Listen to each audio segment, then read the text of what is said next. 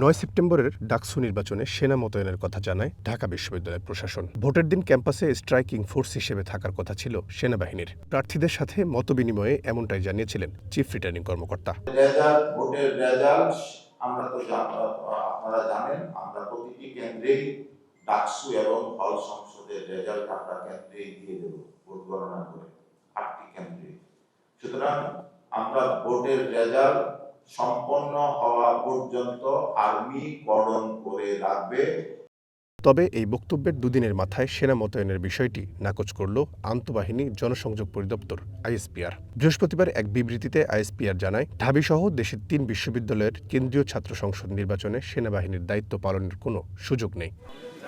এদিকে সকালে ঢাকা বিশ্ববিদ্যালয়ের অপরাজেয় বাংলার সামনে 10 দফা ইশতেহার ঘোষণা করেছে ছাত্রদল। এতে শিক্ষার্থীদের আবাসন, চিকিৎসা সংকট সমাধানের পাশাপাশি আছে নারী শিক্ষার্থীদের জন্য নিরাপদ ক্যাম্পাসের প্রতিশ্রুতি।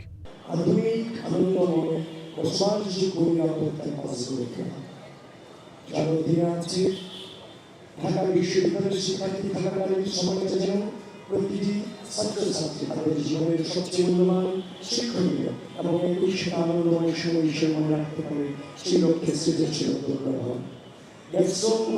সংস্কৃতি জোরপূর্বক রাজনৈতিক কর্মসূচি উদ্ভাবন নির্বিঘ্নের মতো ধর্মীয় চর্চা বন্ধ করে ক্যাম্পাসকে সন্ত্রাস, চাঁদাবাজি ও দখলদারিত্ব থেকে চিরকালের জন্য মুক্ত করবেন। শিক্ষার্থীদের পোশাকের স্বাধীনতা, যৌন হয়রানির প্রতিরোধ এবং সর্বোচ্চ সামাজিক মর্যাদা নিশ্চিত করবেন। হল থেকে প্রস্থানের জন্য লোকাল গার্ডেনের অনুমতি জটিলতা দূর করে নারী শিক্ষার্থীদের জরুরি প্রয়োজনীয়তা বিবেচনায় হল প্রবেশের অনুমতি করবে। রাতে হল থেকে প্রস্থানের নিয়ম সহজ করবে। ঢাবিকে বিশ্বমানের গবেষণামুখী শিক্ষা প্রতিষ্ঠান হিসেবে তৈরি করার পাশাপাশি হয়রানিমুক্ত প্রশাসনিক সেবা ও সাংস্কৃতিক কার্যক্রম বাড়ানোর পরিকল্পনার কথাও জানানো হয়। গবেষণার মানোন্নয়নে গবেষণাগার আধুনিকায়ন, সক্ষমতা বৃদ্ধি, উদ্যোগ, পাবলিক প্রাইভেট পার্টনারশিপ তৈরি, বিদেশ অবস্থানরত অ্যালামনাইদের সম্পৃক্তকরণ এবং গবেষণা খাতে আগ্রহ বৃদ্ধিকরণ। প্রশাসনিক ব্যক্তির পক্ষপাতমূলক আচরণের বিরুদ্ধে ব্যবস্থা গ্রহণের কার্যকর প্রক্রিয়া এবং রাজনৈতিক প্রভাব বা ষড়যন্ত্রের মাধ্যমে শিক্ষক নিয়োগের সংস্কৃতি বন্ধ করে আন্তর্জাতিক মানের নিয়োগ প্রক্রিয়া অনুসরণ করে যোগ্যতা মেধার ভিত্তিতে শিক্ষক নিয়োগ ও নিয়মিত পারফরম্যান্স মূল্যায়ন করা। অন্যদিকে দ্বিতীয় দিনে স্বতন্ত্র সহ প্যানেলগুলো তাদের নির্বাচনী প্রচারণা চালিয়েছেন। অনেকেই গণমাধ্যমগুলোর একপাক্ষিক কাভারেজেরও অভিযোগ তুলেছেন। এদিন আলাদা আলাদাভাবে নিজেদের নির্বাচনী প্রচারণা করে জয়ের ব্যাপারে আশাবাদ জানিয়েছেন স্বতন্ত্র প্রার্থীরা। নির্বাচন কমিশন বলেছেন তারা সিসি ক্যামেরার নিচে ব্যালট গুনবেন। তবে আমরা আরেকটা বিষয় আশ্বস্ত হতে চাই, যাতে কোনো ধরনের ব্যালট বক্স আগে থেকে ভর্তি না থাকে এবং শিক্ষার্থীরা সেই আশঙ্কাটি কিন্তু করেছেন ইতিমধ্যে। গুলশানে ডাকা হয় রাতের বেলা এবং একটা নির্দিষ্ট দলকে মিডিয়া কাভারেজ দেওয়ার জন্য সেটা চাপ বা বলা হয়।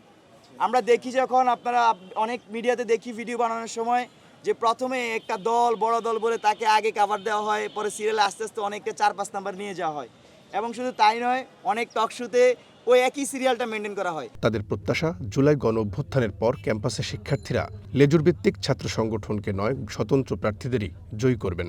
শিক্ষার্থীদের পাশে ছিলেন, শিক্ষার্থীদের পক্ষে কাজ করেছেন, আমরা আপনাকেই ভোট দেবো, আপনাকেই সমর্থন দেবো, এই ধরনের তাদের প্রত্যাশাগুলো তারা ব্যক্ত করেছেন এবং শিক্ষার্থীরা তাদের যে দাবি দাওয়াগুলো রয়েছে সেগুলো কিন্তু তারা আমাদেরকে জানাচ্ছেন যে আমাদের এটা চাই, এটা করতে হবে।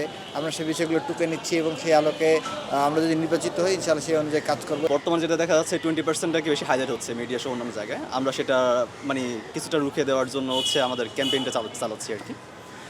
আর আশা করছি স্বতন্ত্রের জয় হবে, কারণ শিক্ষার্থী তো 80% স্বতন্ত্রকেই ভোট দেওয়ার জন্য প্রত্যাশী আর কি। আর আমরা কেউই চাই না হল বা ক্যাম্পাসে লেজুরটা প্রচলিত হোক বা লেজুরটা চলুক, এটাই। রহিম রুবন, ওয়ান নিউজ, ঢাকা।